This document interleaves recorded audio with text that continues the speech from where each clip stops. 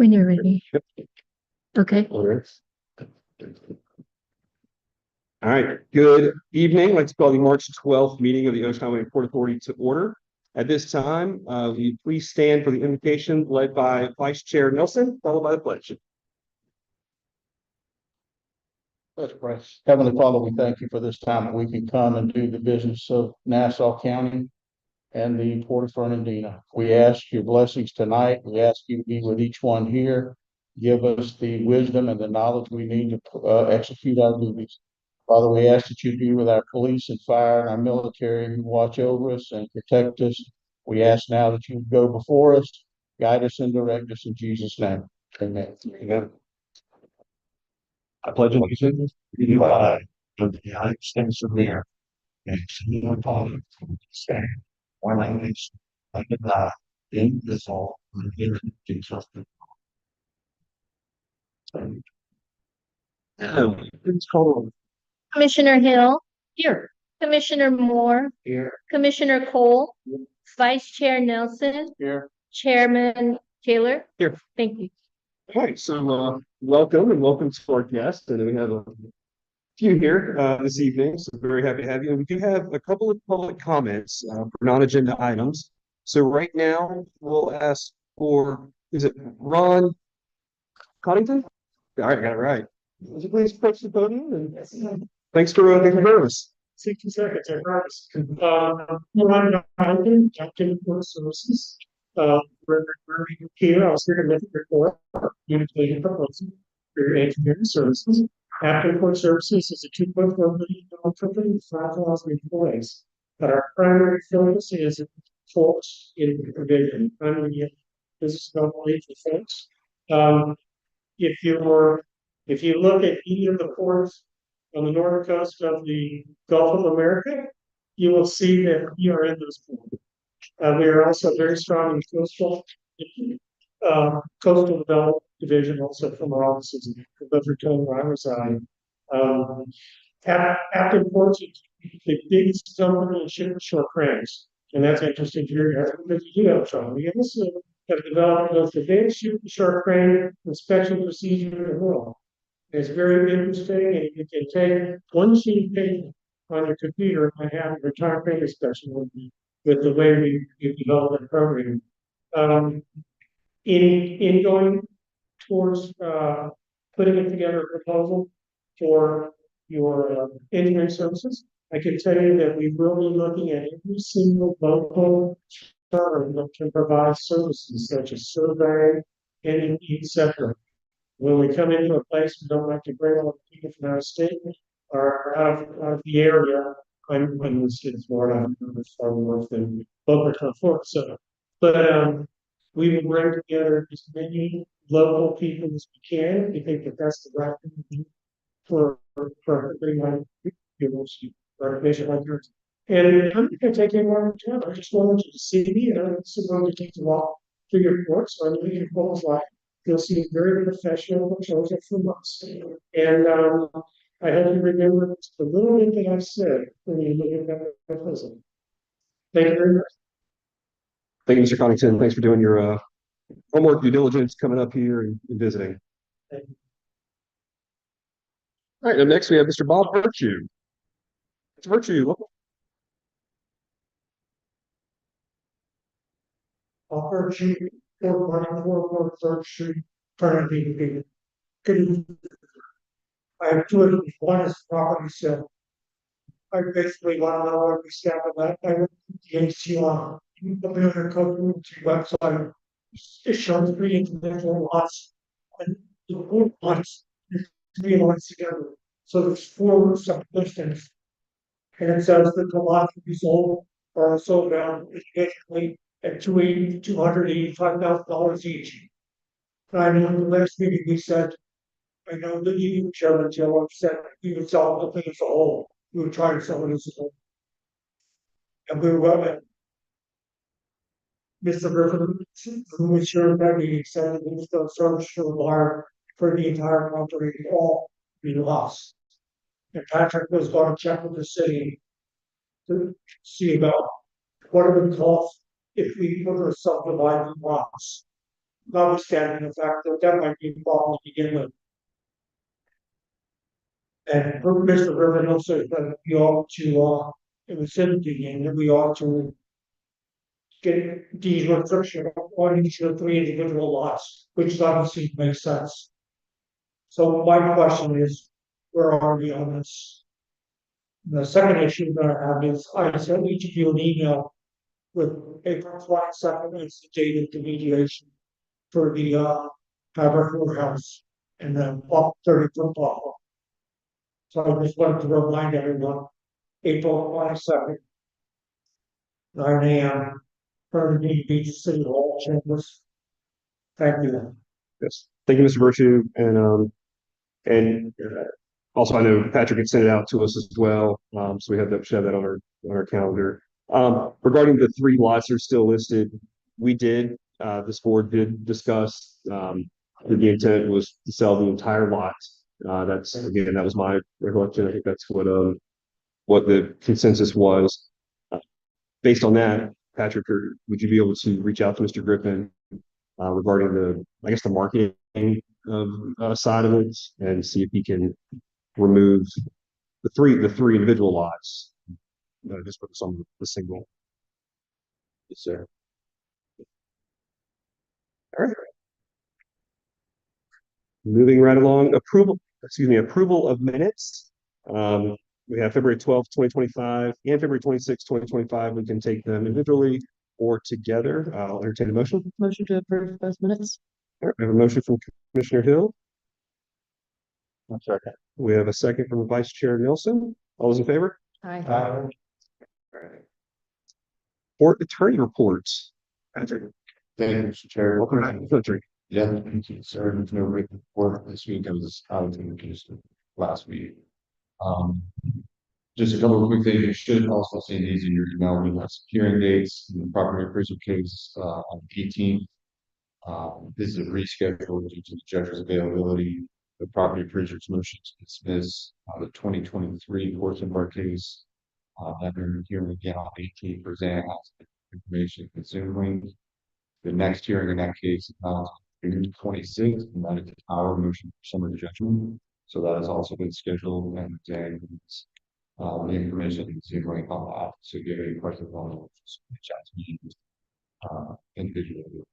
I know later in the agenda, Chair, the issue about parking with a lot of citizen comments and then, as I mentioned, the mediation, the city of Herndon Beach regarding fabric warehouse is we've already talked about money. So I need to remind you, but we also got a response from Strict Care on our demand for indemnity.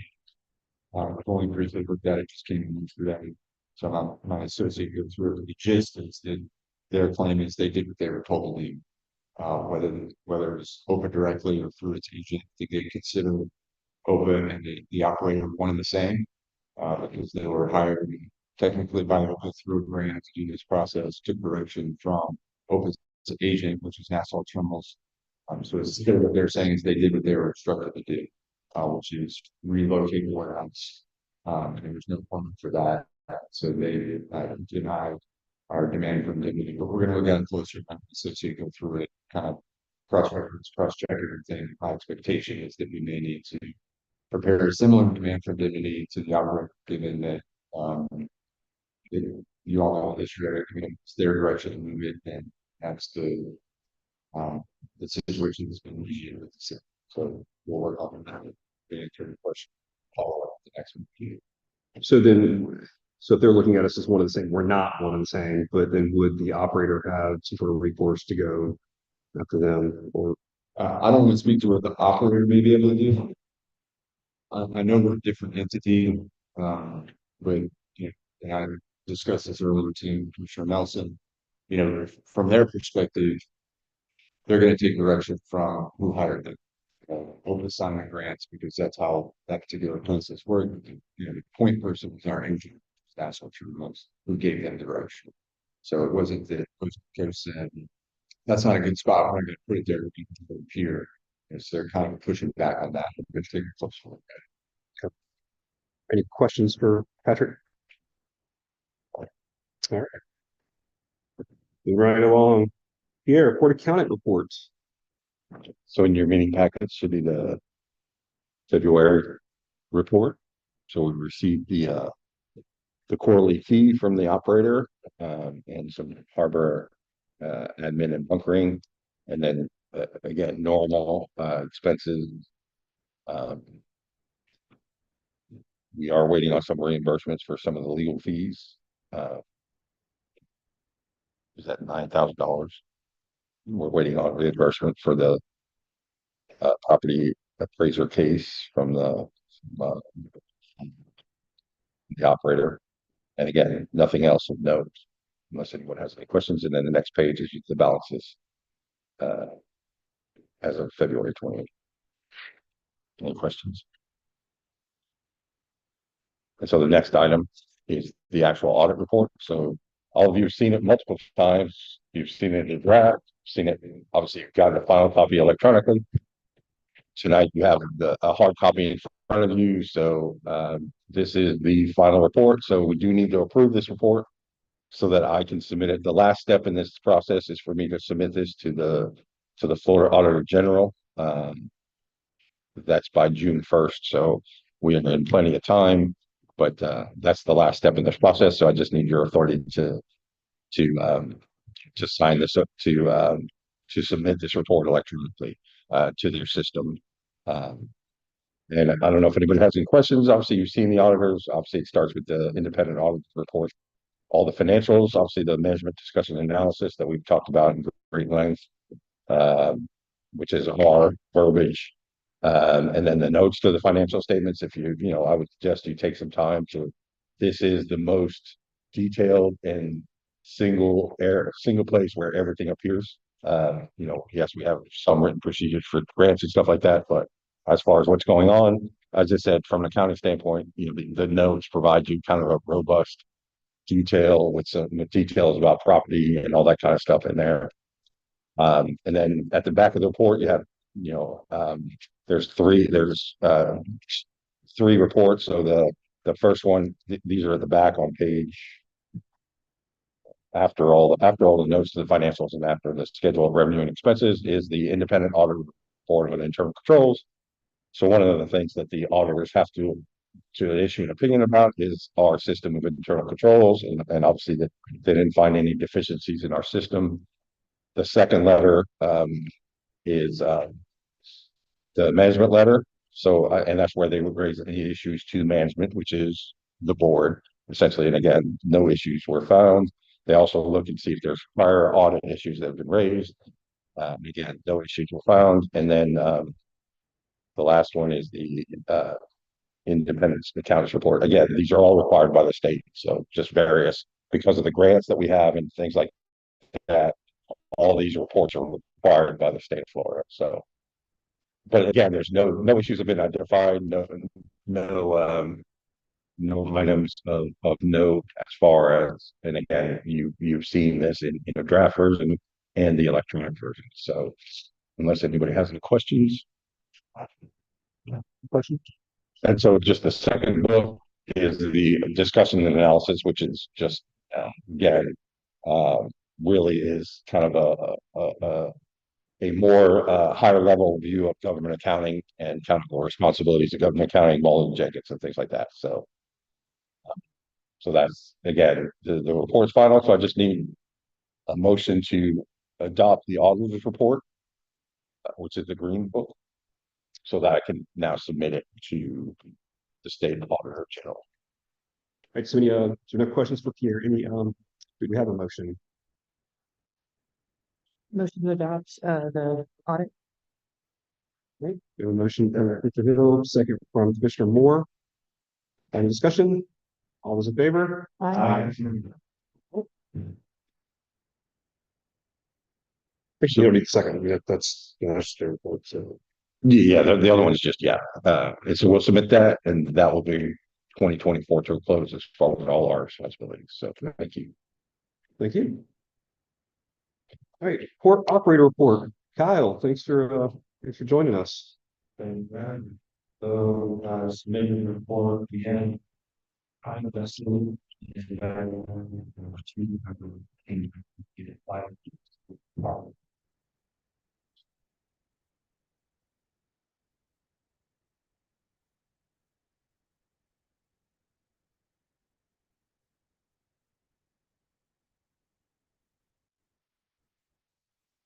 The whole is a little bit, but actually change it, actually. There is some small here. I'm just getting the total. Uh,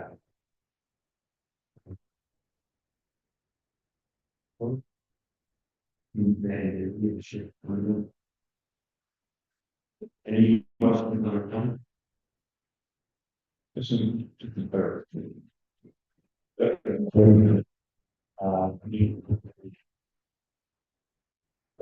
Yeah.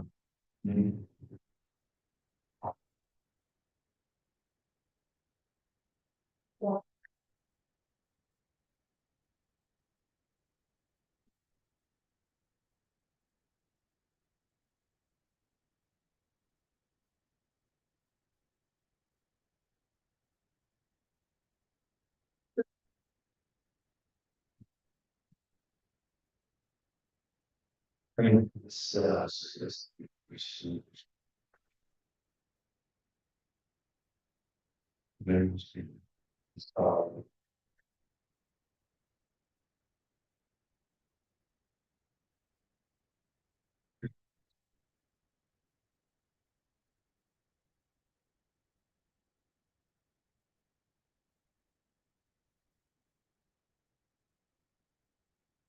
that was purchased from spread it off. Yeah. But it's. And on this. In this one, no one. If we're that is getting. So we're starting with some very sad.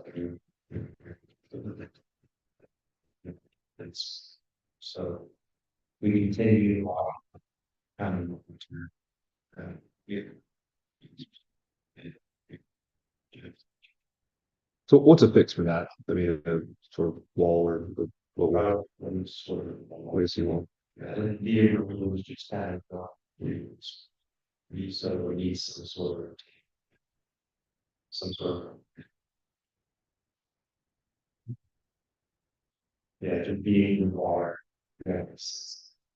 We start we can fix. Right, any questions for Kyle regarding facilities? What was the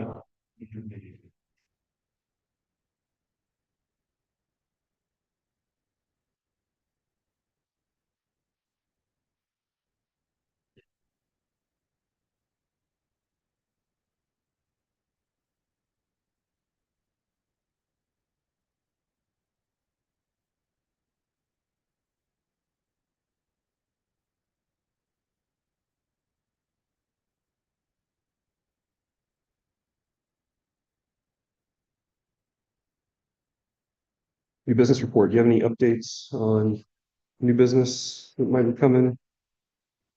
Anything in the pipeline? nothing? Not with you, our schools continue those on, but it's trying. So the customers are deciding the attention for us locally and assuming. Kind of figure out what's. So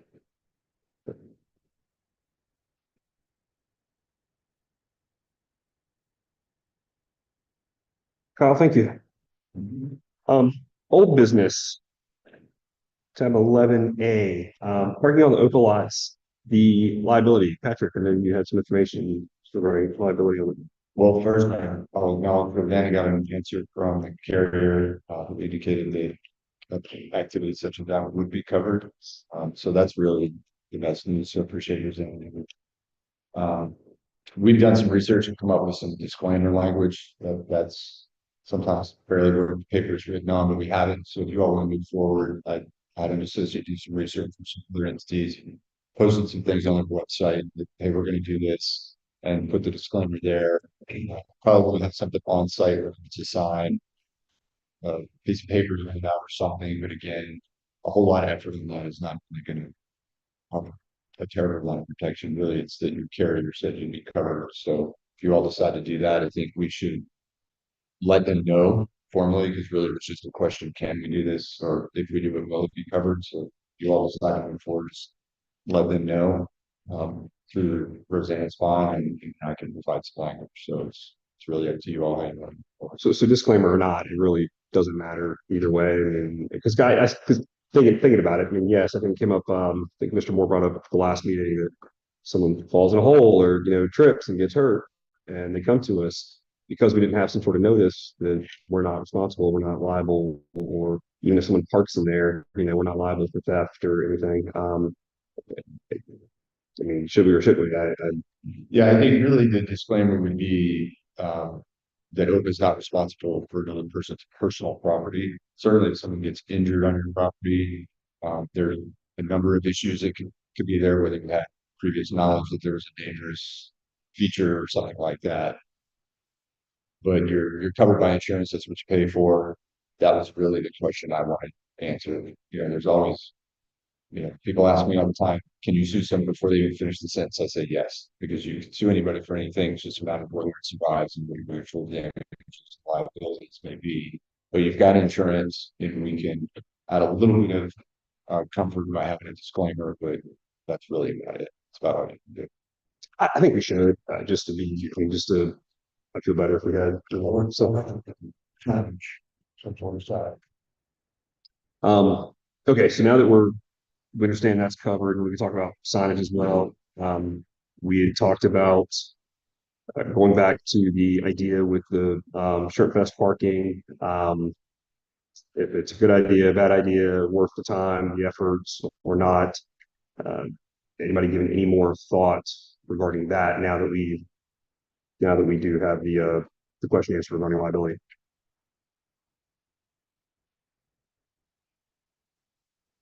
They're not running.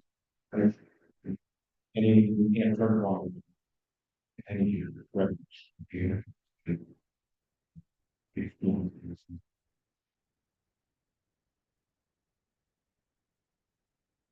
Wait.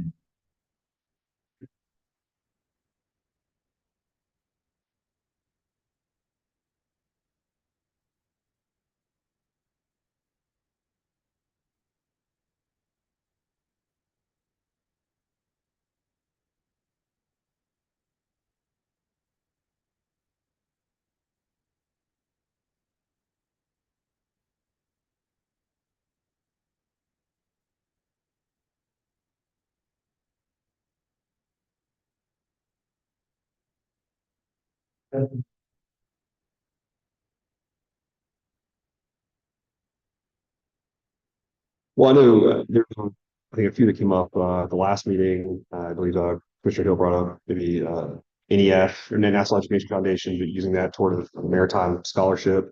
But something that I think it should be something that we can make relevant to the port. My concern, and this is where I agree. Yes, let's look at revenue streams, but the concern is if looking at Shrimp Fest weekend and throwing out just numbers. If let's say we could have potential of bring in $2,000-3,000 parking 3 lots, if we're splitting that, is it worth it to the nonprofit to have their volunteers out there spending a few days out there to just bring in $1,500, $1,000? And I don't know. I mean, I haven't spoken to any about it yet to see if there was any interest, because I wanted to wait until we got the liability question answered. Yeah, I mean, it seems like it's worth asking Yeah, if the foundation has volunteers or if they partnered with current recipients of awards. I know there's lots of young people in high school programs throughout the county that have received awards or have applied for awards, and might be, a short list that we could start with to park cars or direct people, just sit out there Mhm. and direct folks. I think we probably need someone from the foundation or from the board there just to collect funds. But I'm happy to volunteer one of the days. I think we would fit between 1,000 and 1,500 cars between the 2 lots each day. And that's if you fit them in tight. So let's say, 800 cars on the low side. So you do the math on, $10 to $15 parking. It's pretty convenient parking to Shrimp Festival. And then we probably want to have some signs just to direct folks. The city has a permit process. If you are using your property for a use that it is not zoned for, which we would be using it for the use we're not zoned for. I know in the past they have not really done code enforcement if you're giving money to charity or if the high school is, but I would still be happy to reach out to the city.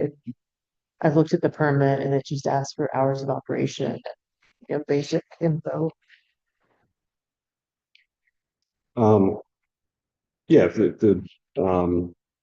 board agrees, then yes, I mean, if you take that on, Take the permit. and then, I can reach out to a nonprofit if you have one in mind. I don't want to keep going back to the Education Foundation, but if there's any other nonprofit, anyone has a thought on. So do you want to start with one of the schools since we want to do something court related? We could, yeah, certainly, we could do that. Okay, so like I could talk with someone, I know folks at the high school, I know the cat guidance counselor at the high school. Yeah, He's my neighbor. well, even better. So, I'll walk down the street and talk to him. you take it all on. You got, so, Nice job. Thank you, Chair. thank you for volunteering. All right, RFP vendor replacement. Tab 11B. We have our proposals in front of us.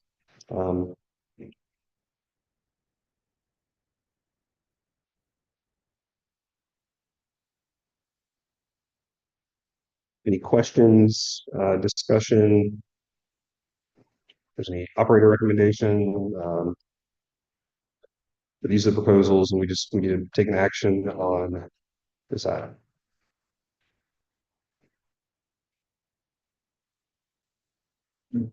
Yes.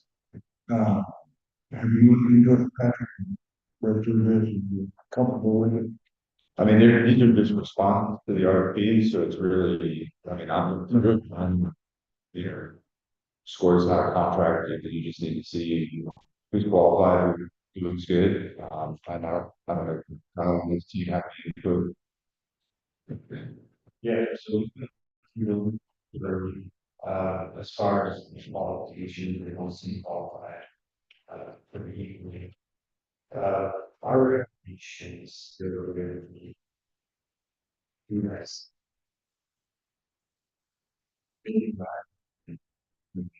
Very well. You know, reflected just 70 staff. We have to see was where the other one either. Yes. So that's pretty. Uh, we spent some time, showing the TX site asked questions. Through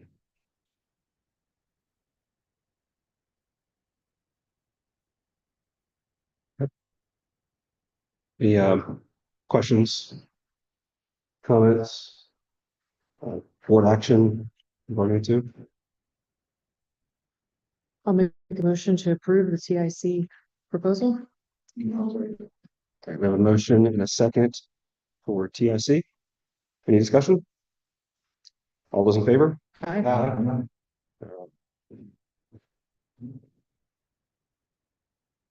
right, going on to test. Yes. Will Mr. Krachowski reach out to TIC and let them know that they've been chosen? so okay. Thank you. Chairman, I just wanted to point out that there is a letter dated. Oh, it's not dated. The last item that they submitted was the 10% tariff letter. So they will be adjusting their bid price to reflect the increase. So I don't know if with the number you threw out incorporated that adjustment. No, we took that in the side sheet. So, yes.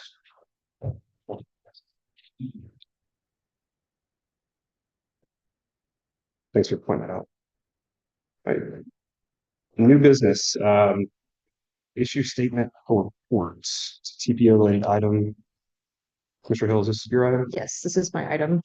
I'm not sure if the issue statement is the same as, there's a few TPO items. So, one is that I met with the, executive director of Smart North Florida, at the port shortly after our last meeting. And, we discussed with Kyle the queuing issues, at the gate there.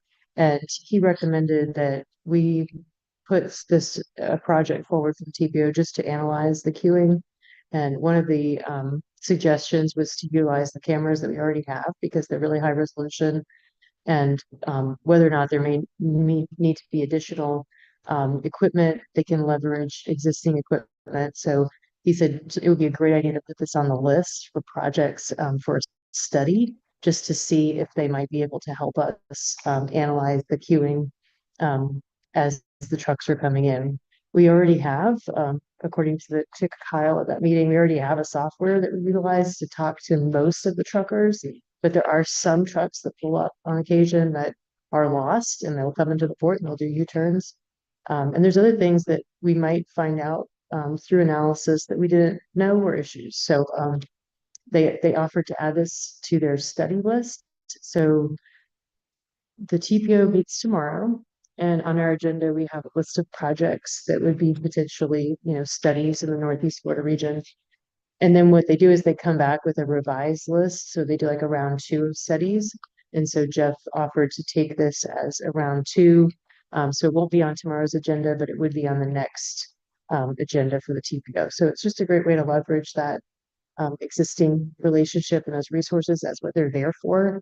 And this is like really what their program is designed to do, is to solve logistical bottlenecks that are like really small lifts but have like huge impact for efficiency, which this would have. If you eliminate queuing, you have positive environmental impacts, positive efficiency. So it's just, he was like, I'm really struggling to see the downside and adding this to our list. So they're really excited to take this on. So I just wanted to share that for information purposes and just get consensus from the board that that we would be formally asking for them to consider this as a study. And at this point, there would be no financial impact to OPA. Yep. Any questions? Sure. Thank you.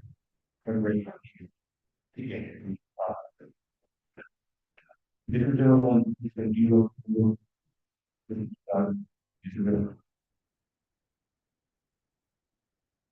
Not in this time.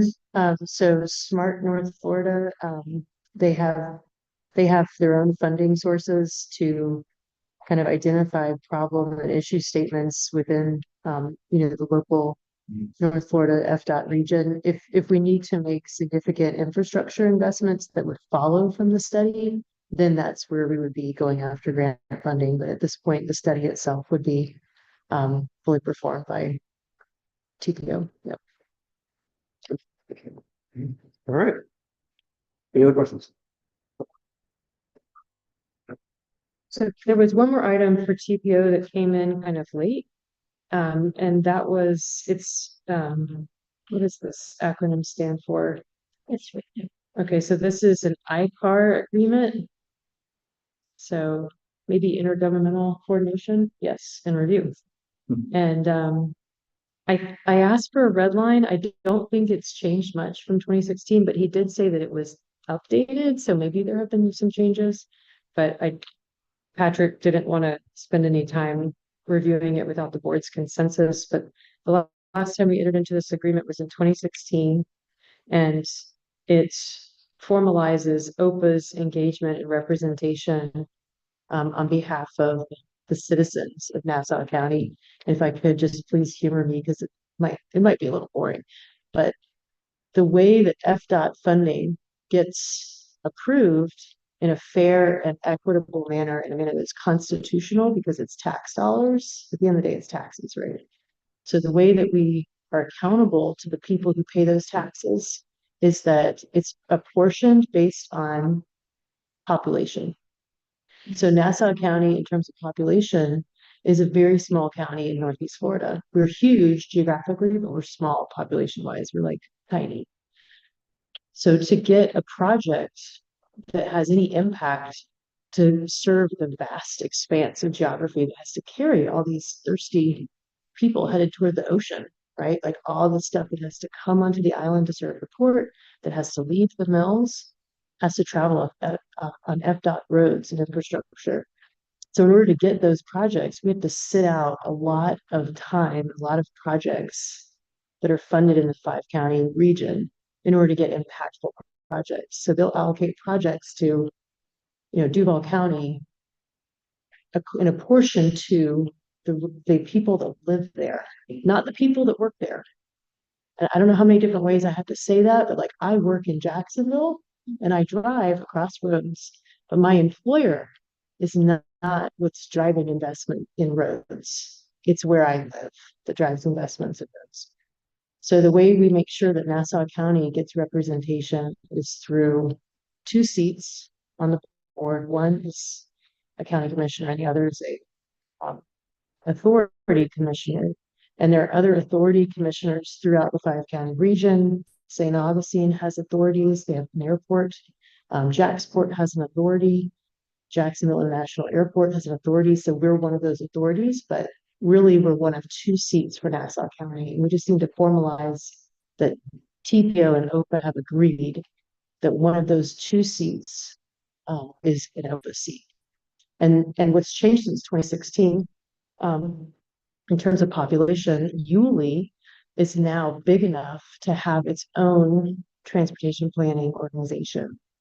So throughout the state, transportation planning organizations don't get along as well as we do in Northeast Florida. We're kind of a shining star.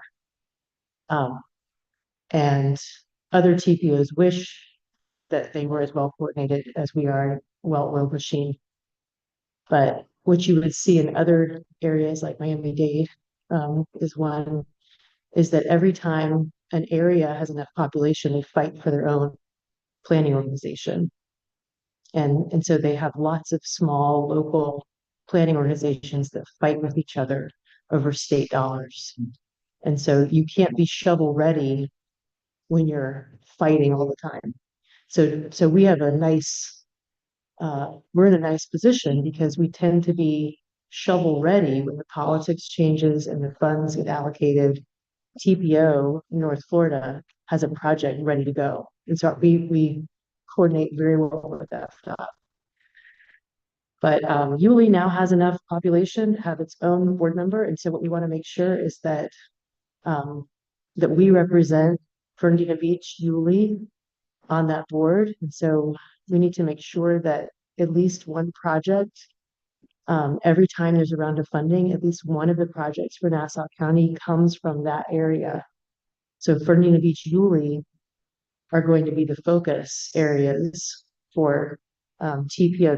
That doesn't mean they're going to get a project, but a project has to be considered and on the list for Fernandina Beach, Yulee. And that was recommended actually, in my conversations with Jeff, he's the one who said, let's make sure we always have a project for Fernandina Beach, Yulee on the list. Doesn't mean they're gonna get approved again, but at the same time, my response back to Jeff was, we need to also take care of West Nassau because Crawford Diamond is served by West Nassau roads and connects to Jacksport, has the potential to connect to Jacksport. And so the focus is going to be always to include, a Fernandina Beach Yulee project, but also to ensure that we're planning smart, that we're making investments that support infrastructure for industry and industrial uses and long-term planning. So it's delicate, but those are the things I see from my perspective. But I don't think that this agreement really changes much materially, but it's just designed to be responsive to those changing circumstances. So I just needed consensus that Patrick could take a look at it. And I don't remember if there was a deadline on that email, but I think we could, if there's any material changes, bring them back to the board, and if there's nothing material, then I know Jeff very well, so it speaks to him as well. Pretty well. Use something wrong, actually. plant farmer, yes, sir. And what would they call?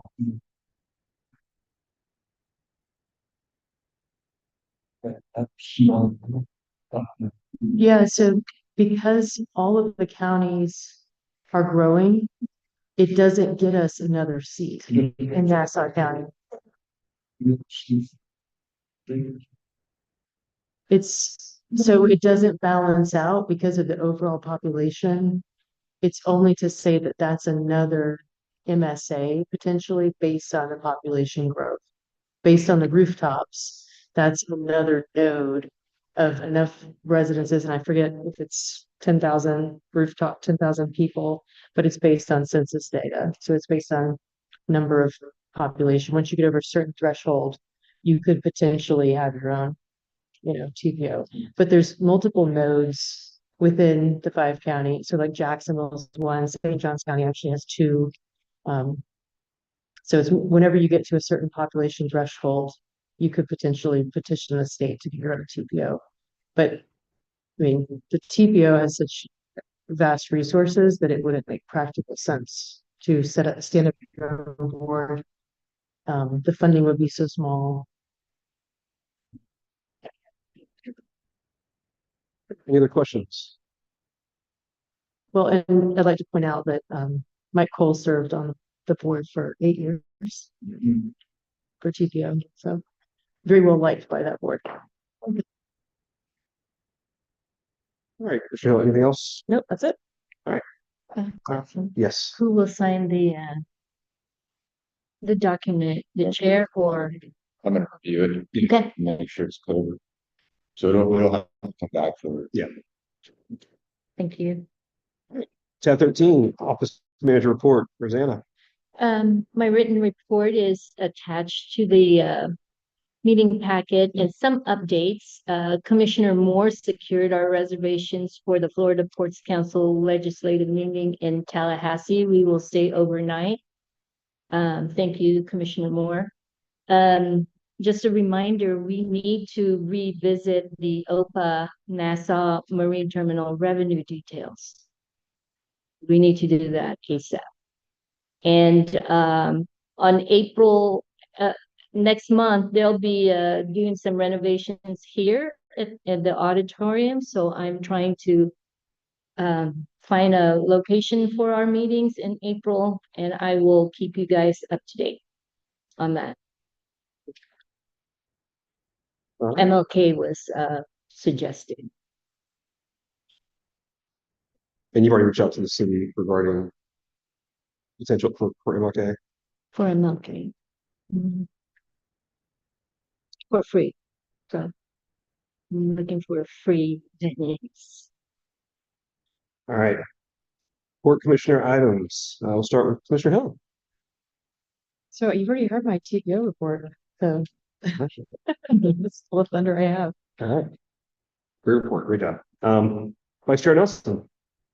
Just one thing, Mr. Chairman, on March the 5th, I received a call from Deputy Chief David Bishop requesting assistance with the truck and the congestion out on Day Street.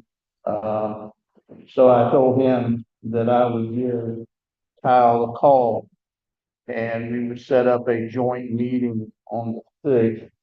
David was unable to attend that meeting, but he did send one of the commanders, John Heffler, who came out. So we three met and we discussed the safety issues, discussed the congestion, kind of gave him a little bit of 30,000 foot view of the ship operations. So you should have got in your emails today kind of an overview of what was discussed. That he did ask for some specific written instructions. Excuse me. So Kyle gave him those, and I think with supplying him a copy of the vessel schedule when the Yucatex vessel comes in, It will help with that truck surge so that the police department knows it's gonna be heavy down there.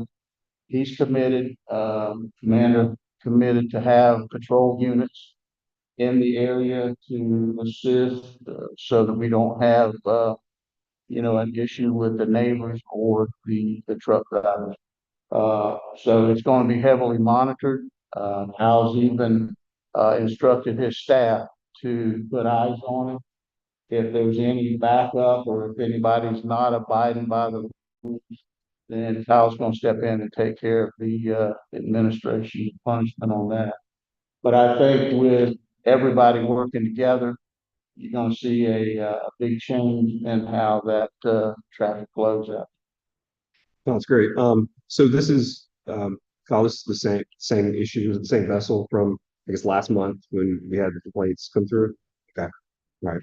And I did look through the report, you sent, Vice Chair, and, the email that was sent from Savage to them, kind of, detailing, the strapping and all that. So, thank you for working on that, for jumping on that, because I know it's one thing that I feel like the neighbors didn't really have to deal with for a while. I mean, it was a problem, and then it got resolved. It's been resolved for a few years, so glad we were able to get that on board, and that Mr. Bishop's able to help facilitate as well.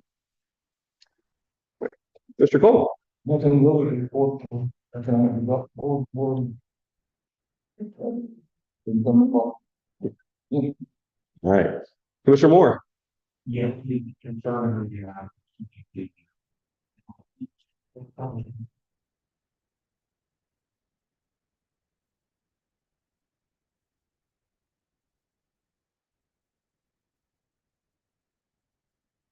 He is not going to be one to make the. That's left to the. Prove.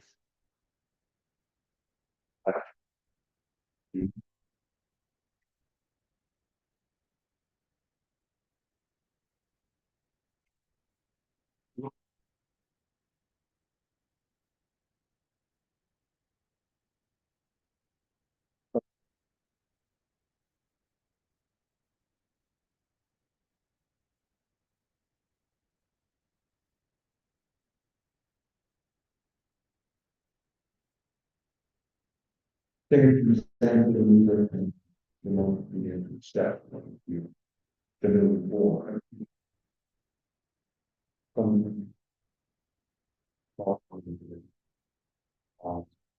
I'm sorry, the concrete. I know there was some stuff that we could get for normal in the dust. Some more activities for problems at the end previously, and we got the responders. Have you done an OP for truck?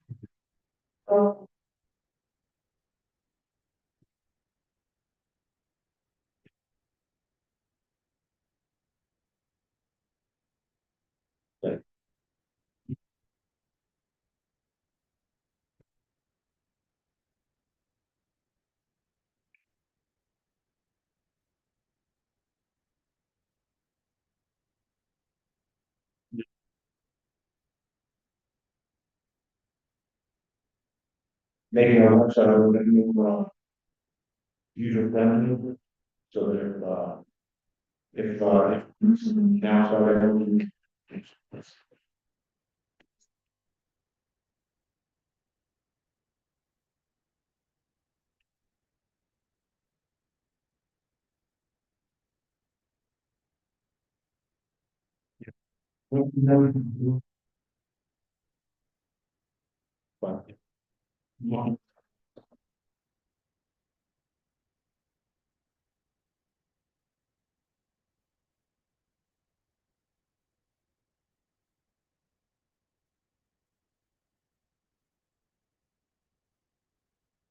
Outside of that on that.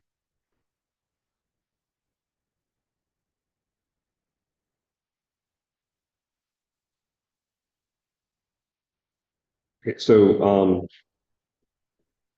you referenced the Front Street property and what I get, what kind of, I mean, what business were you kind of looking for? I mean, if we did an RFP, who would, Yeah, no. Right. Well, I found, for, you are. And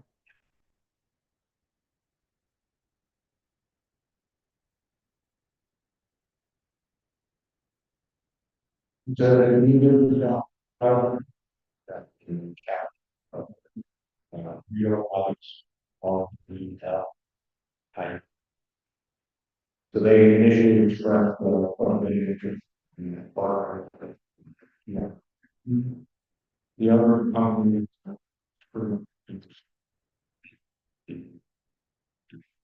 And he doesn't have.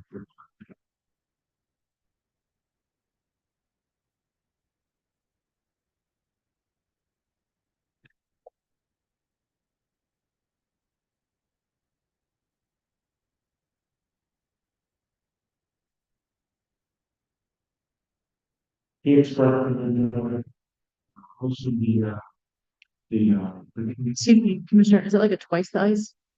here, Is it like a twice the ice? It's like a small, Yeah. okay, you know, the kiosk machine or. Right. Incredible. right. Okay. I just want to make sure you weren't talking about like, manufacturing. Okay. Yeah. Because, And what was the name of the company? um.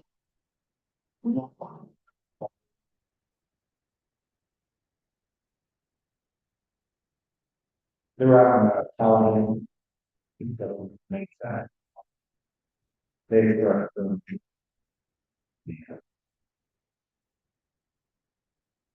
Because Twice the Ice, I think, is headquartered in Florida, which is they have locations throughout the city and county.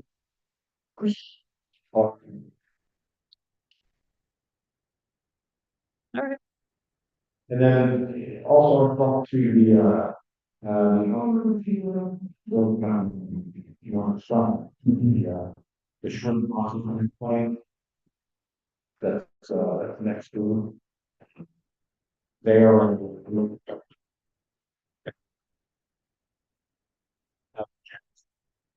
They even.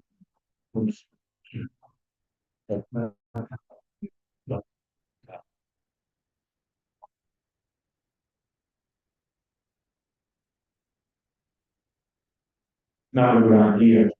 Years. Yeah.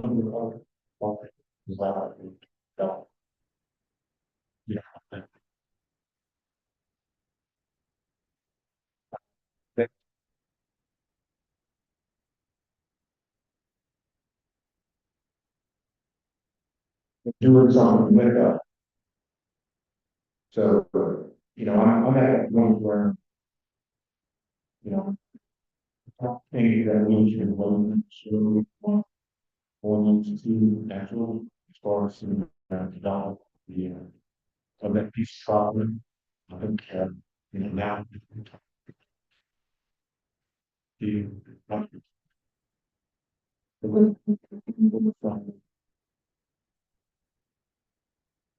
Ideas and ways.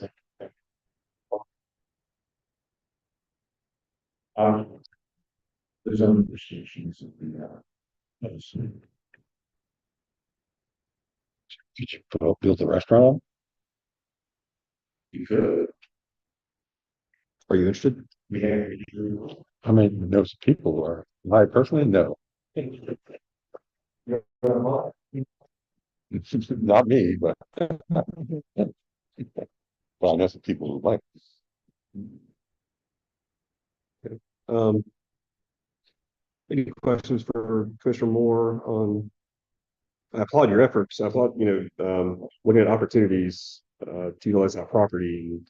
Again, I think it's great. I think it's what we really need. It gets our attention away from, just sport and looking at other, economic opportunities. So, great job with that. So your request if I understand correctly, is for us to really draft an RFP regarding that location, business of some sort. We probably need to, I guess, within that, we need to identify types of businesses for that area. Am I right? So that's Yeah. do we have board consensus? Because I'm looking at Patrick to say, yeah, that sounds great. I can't wait to do it.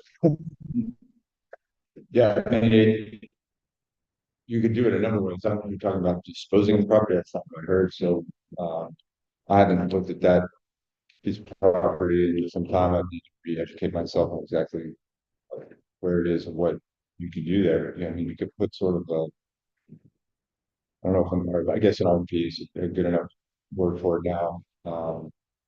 And float it out there and see what you get. So, you know, I'm assuming you wouldn't want any zoning changes or you have to comply with, you know, the way it's set right now. Yeah, zoned, industrial, which is,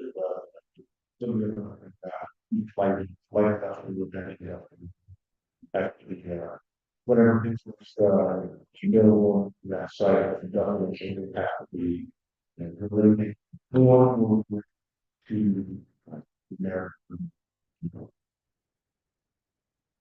Right. There's a shrimp shop right next door, right? Atlantic Seafood's looking for a place. Question for you.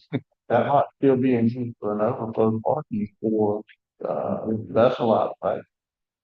Not anymore, sorry, I turned off my mic already. So when Commissioner Morris swung by a couple of weeks ago and started asking questions about it, I thought you guys might be cooking something, so we don't touch it anymore. It is convenient, but I wasn't sure what the intentions were, so So you park them around on Second Street? I've been bringing them inside the gate. So less convenient. But we certainly would, I mean, it's good to go, like. I know when you have, I know when you have large vessels and you're bringing folks out of Jacksonville, it was always just an overflow. Cause right there at Front and Day, there's not enough parking there. I mean, by the time the security parks and all, you're pretty much done. I agree with, yeah, so we've been bringing them in parking about a steeping trip. Which is like, less.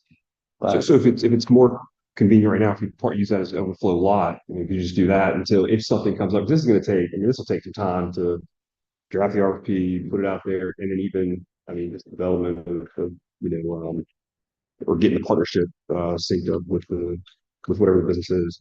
So I mean, I'm not opposed to the port the operator using it as overflow parking for the time being. Because I mean, Commissioner Nelson, that's what you're saying, right? Is that it's Exactly. more I mean, I convenient know going- when I face the same thing. So when you have Yucatec where you're using multiple gang vessels and you have to bring those extra people out, they need a place to meet park, where they're not having to come and get them off the ship, say, hey, the car's in the way, we gotta move, then you kill the gang. Okay, so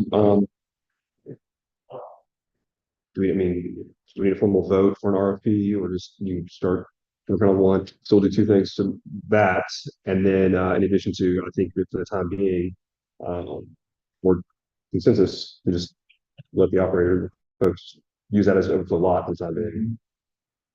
Sounds great. Any objections or no? All right. All right. Anybody have anything else before we adjourn? All right. Our next meeting will be, so with Rosanna and Commissioner Moore being out of town, in the end of March, we're going to cancel that second meeting. So our next meeting will be April 9th. Just be on the lookout for Rosanna with the meeting location since that will change. And we'll adjourn.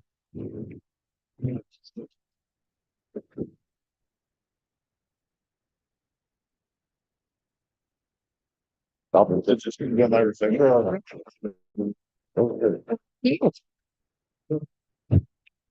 Let's try to